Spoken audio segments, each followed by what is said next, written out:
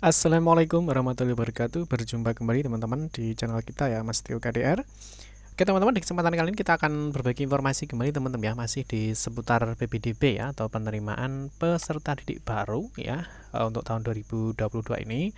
Ini khususnya untuk jenjang SMA atau SMK negeri ya di Provinsi Jawa Timur. Nah, di kesempatan kali ini teman-teman, kita akan membahas terkait dengan jalur afirmasi ya. Di video kita sebelumnya kita sudah membahas terkait dengan tahap dan jalur. Nah, kita akan memperjelas lagi ya, kita akan memberikan informasi lagi terkait dengan per masing-masing jalurnya ya. Yang pertama ini nanti ada jalur afirmasi ya, tentunya ada berkas atau dokumen yang wajib disiapkan bagi calon peserta didik baru yang akan mengikuti jalur afirmasi. Ada juga nanti persyaratan ya, jadi untuk jalur afirmasi itu persyaratannya apa saja, apa yang perlu kalian siapkan. Nah, yang paling penting adalah di poin ini ya, dapat memilih berapa sekolah ya untuk jalur afirmasi ini. Nah, yang paling penting juga itu adalah kapan jalur afirmasi itu dibuka ya. Nanti calon peserta didik baru itu atau orang tua itu harus mengetahui kapan jalur afirmasi itu dibuka, sehingga nanti ketika persyaratan memenuhi dan dokumen itu sudah siap ya, bisa langsung mengikuti pendaftarnya ya. Jadi siapkan berkas atau dokumennya mulai dari sekarang. Nah, seperti biasa kita ingatkan dulu ya, mungkin bagi kalian yang baru menemukan channel ini atau mungkin baru bergabung di channel ini, jangan lupa ya klik tombol like dan subscribe. Silahkan bunyikan lonceng notifikasinya biar Anda selalu mendapatkan informasi-informasi terbaru dari kita.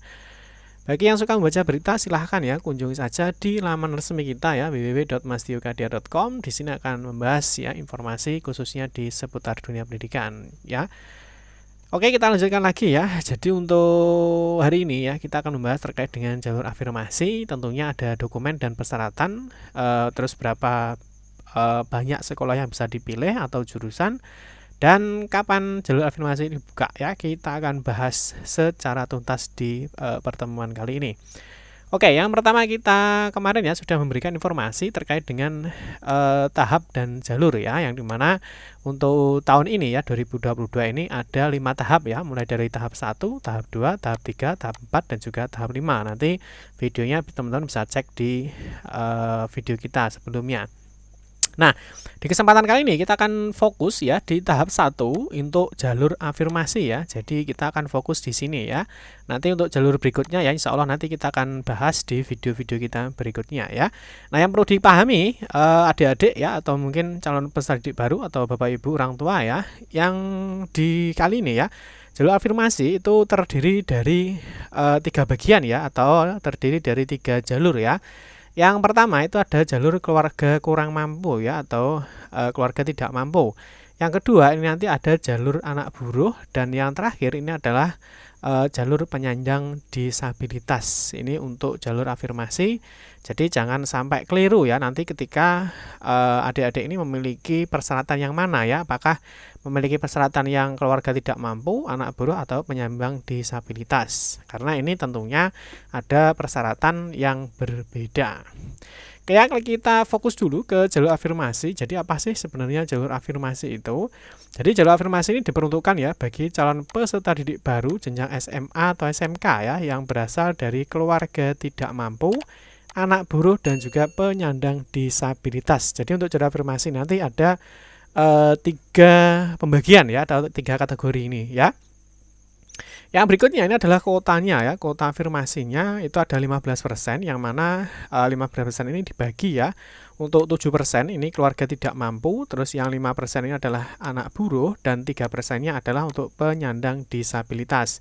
Yang berikutnya adalah calon peserta didik baru yang mendaftar melalui jalur afirmasi pada jenjang SMA, ini berdasarkan domisili ya. Ini saya keterangan domisili atau KK-nya ya, dalam zona dan atau luar zona yang berbatasan.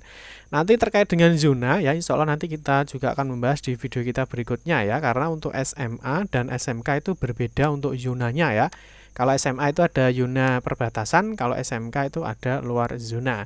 Nah, ini sedangkan untuk jenjang SMK ini berdasarkan domisili ya, jadi berdasarkan KK atau surat keterangan domisili dalam zona dan atau luar zona. Jadi sudah berbeda ya. Kalau SMK ini dalam zona dan atau luar zona ya. Sedangkan SMA ini untuk luar zona yang berbatasan atau dalam zona ya. Nanti kita bahas di video kita berikutnya terkait dengan zonasinya atau zonanya.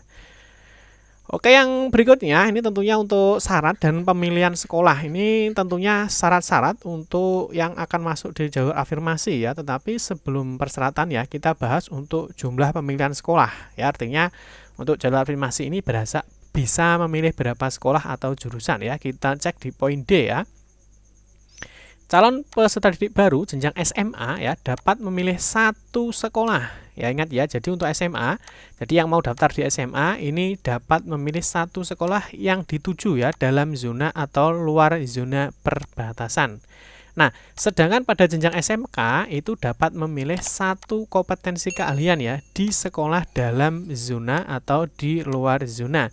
Jadi nanti untuk jalur afirmasi ini hanya bisa memilih satu sekolah atau satu jurusan ya. Untuk SMA tentunya satu sekolah ya, karena untuk SMA itu sekolah. Untuk SMK ini tentunya adalah jurusan ya. Tentunya di sekolah itu ada jurusannya, hanya satu sekolah atau jurusan.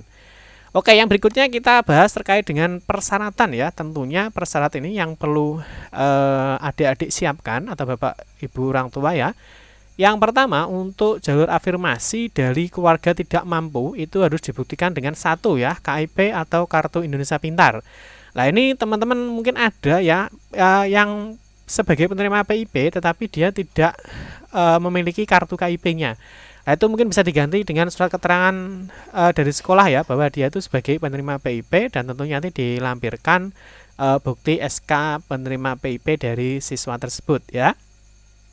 Yang kedua, ini adalah Kartu Indonesia Sehat atau KIS. Nah, ini tentunya yang berasal dari DTKS ya, artinya bukan yang pembayarannya itu mandiri ya, tetapi untuk Kartu Indonesia Sehatnya atau KIS-nya ini yang membayar adalah pemerintah. Jadi dia mendapatkan bantuan untuk Kartu Indonesia Sehatnya ya.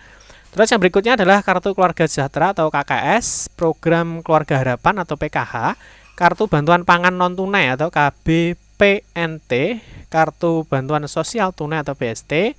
Ini semua nanti bisa dicek di laman ini ya. Kita sudah pernah membahas di video kita. Atau yang terakhir, program bantuan pemerintah daerah lainnya sebagai bukti keikutsertaan program penanganan keluarga tidak mampu dari pemerintah pusat atau pemerintah daerah.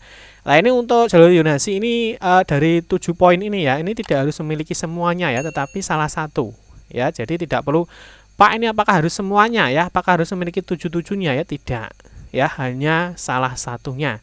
Tapi kalau misalkan punya dua ya nggak apa-apa ya. Misalkan ada siswa itu yang biasanya memiliki KIP ya, misalkan dengan KKS atau PKH ya. Nanti bisa semuanya disertakan. Nanti kita akan bahas di video berikutnya untuk cara scan-nya itu bagaimana ya, sehingga nanti mana yang kalian utamakan ya ketika memiliki misalkan KIP atau KKS ya. Nanti kita bahas di video kita berikutnya.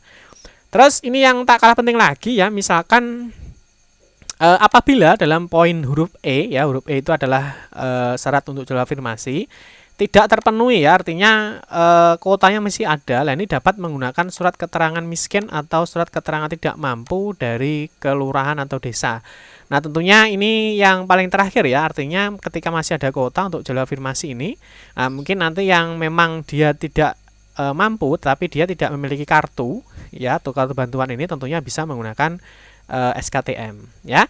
Terus yang berikutnya yang G, ini kita bahas untuk jalur afirmasi dari anak buruh ya. Kalau anak buruh, nah ini dibuktikan ya dengan keikutsertaan peserta didik dalam program penanganan keluarga tidak mampu dari pemerintah pusat atau pemerintah daerah seperti pada huruf E dan F ya, serta surat tanda keanggotaan asosiasi buruh yang dimiliki orang tuanya ya. Jadi artinya ini untuk buruh ya tentunya harus memiliki salah satu kartu ini. Nanti kalau tidak punya ya bisa menggunakan SKTM-nya. Terus yang paling penting adalah untuk jalur buruh itu harus memiliki ini ya, harus memiliki surat atau tanda keanggotaan asosiasi buruh ya, karena dia memang menggunakan jalur buruh. Terus calon peserta didik baru yang berasal dari keluarga tidak mampu dan anak buruh wajib menyertakan surat pernyataan dari orang tua atau wali peserta didik yang menyatakan bersedia diproses secara hukum jika terbukti memasukkan bukti keikutsertaan dalam program penanganan keluarga tidak mampu. Nah, nanti surat pernyataannya ya biasanya nanti akan ada di link websitenya. Nanti insya Allah kita akan berikan linknya ya. Yang I, dalam hal terdapat dugaan pemalsuan bukti keikutsertaan peserta didik dalam program penanganan keluarga tidak mampu sebagaimana dimaksud pada huruf E dan F, dan atau G, sekolah bersama pemerintah daerah wajib melakukan verifikasi data ya dan lapangan serta menindaklanjuti hasil verifikasi sesuai dengan ketentuan peraturan perundang-undangan.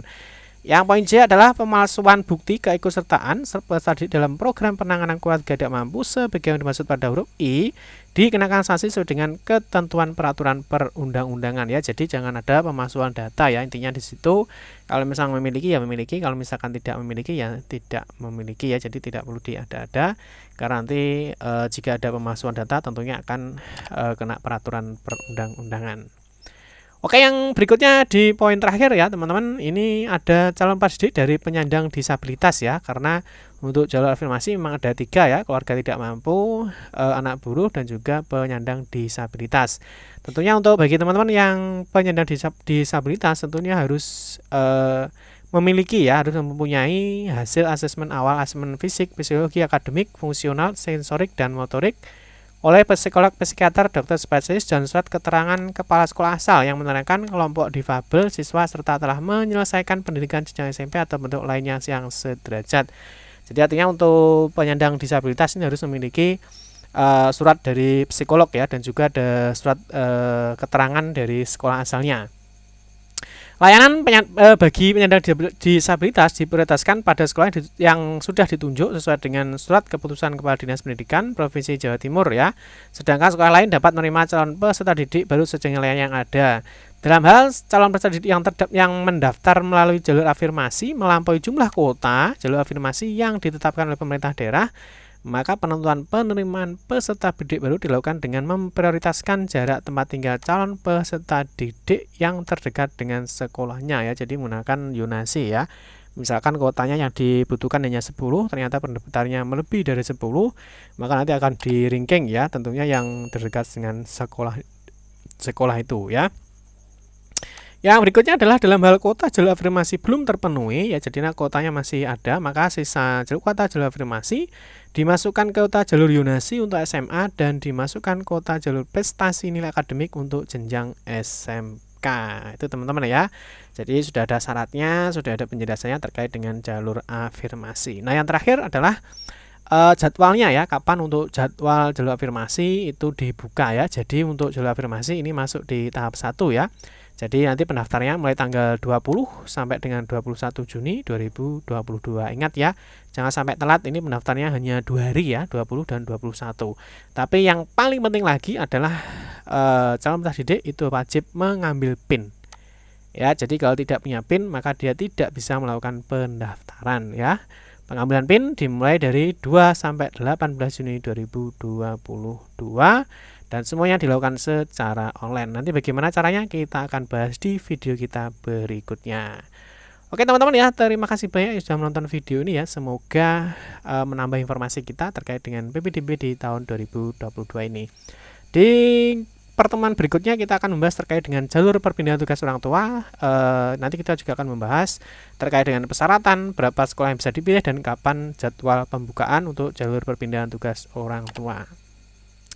Oke teman-teman, cukup sekian saja ya, semoga bermanfaat. Terima kasih bagi teman-teman yang sudah menonton video ini. Mohon maaf jika ada salah kata dalam memberikan informasi dan penjelasan. Kita berjumpa kembali di video-video berikutnya. Saya akhiri, wassalamualaikum warahmatullahi wabarakatuh.